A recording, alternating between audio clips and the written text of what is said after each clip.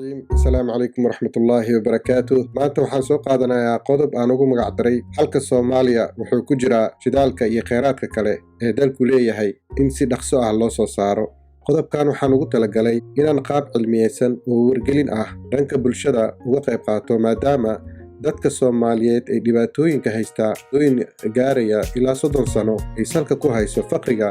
iyo wax la'aanta maanta dad badani ay nooga dhimanayaan dagaalo aan macno lahayn dagaaladaas oo dhaafsiinaya naftooda iyagoo dul saaran kheyraad fara badan barnaamijkaygu ma aha mid dhaleecayn mid aan dad ku difaacayo gaar ah ma ahan mid aan bulshada ku kicinayo ama dan kale aan ka leeyahay waa keliya in dadka Soomaaliyeed ay fahmaan marka laga hadlayo kheyraadka dalka iyo batroolka gaar ahaan ee Ilaahay siiyey balse nasiib darro ay nagu haysato si ay go'aan sax ah uga qaataan marka hore waxaa muhiim ah inaad fahantid eray bixinada soo socda data waxa la yiraahdo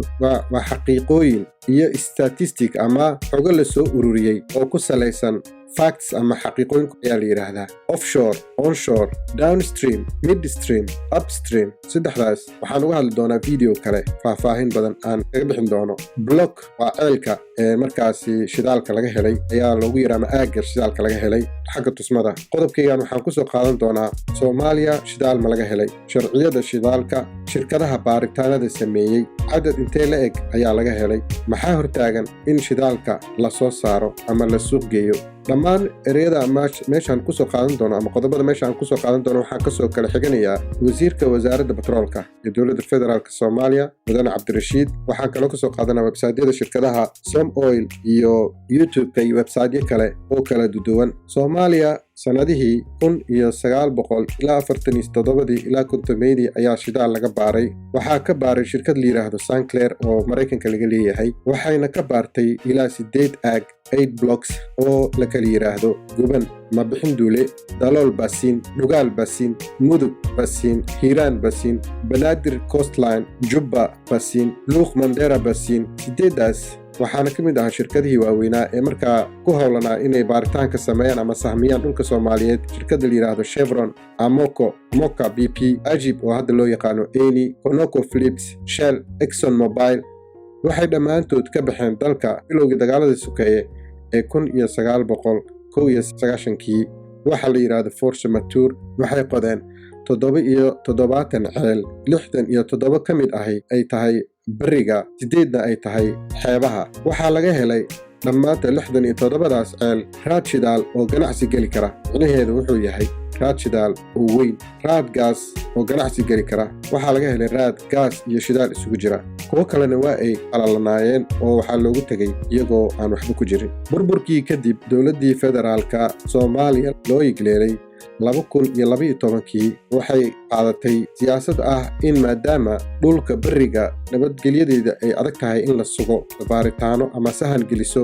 dhanka badda oo iyadu la sugi karo ammaankeeda waxay howlgelisay 2 shirkadood sanadihii 2013 ilaa 2015 shirkad la yiraahdo Spectrum oo hadda la magac baxday TGS laga soo bilaabo Kismaayo ilaa Hobyo waxayna ka heleen raad shidaal oo weyn isla markaana geli kara ganacsi maadaama ay dhiman yihiin qaybo badan oo ka mid ah sahminta badda sida Puntland iyo Somaliland dowladda Soomaaliyeed waxay qorsheynaysaa in ay soo dhameystirto sahamadaas iyo baaritaanadaas la xiriira dhanka badda waxaana ay raadinaysaa shirkado kale waxaana la rajeynayaa in assessment kale oo fara badan laga sameeyo xeebaha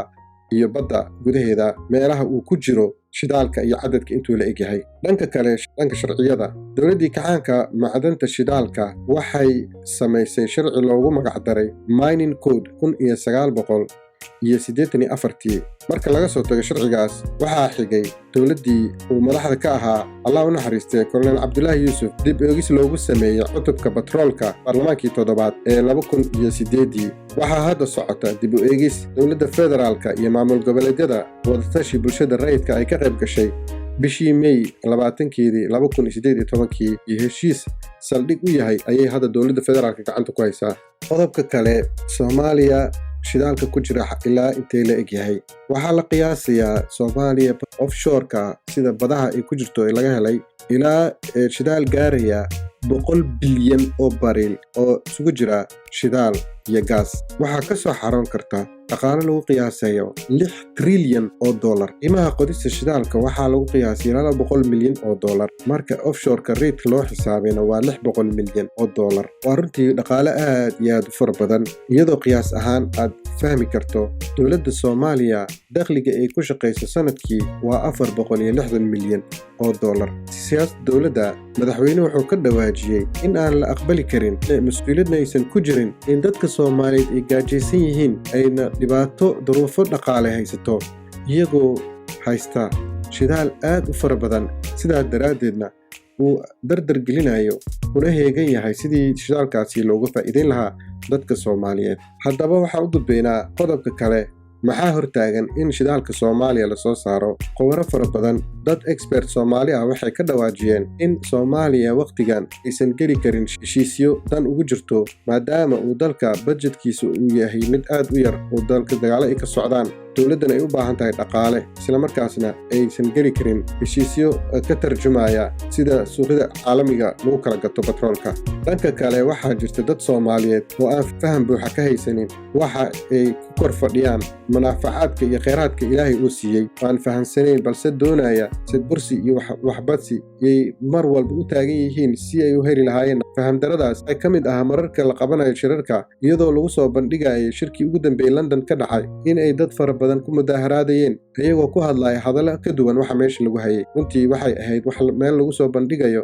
assessmentiga ama daatadii Soomaaliya wixii baaritaan laga sameeyey, iyadoo loogu yeeray shirkadaha inay soo xareystaan codsiyadooda ayaa waxay dadka ku hadaaqayeen iyagoo dibadda taagan in la xaraashiyo shidaalka Soomaaliya, isla markaasna aysan raalli ka ahayn. balse taa waxay ku tusaysaa in wacyiga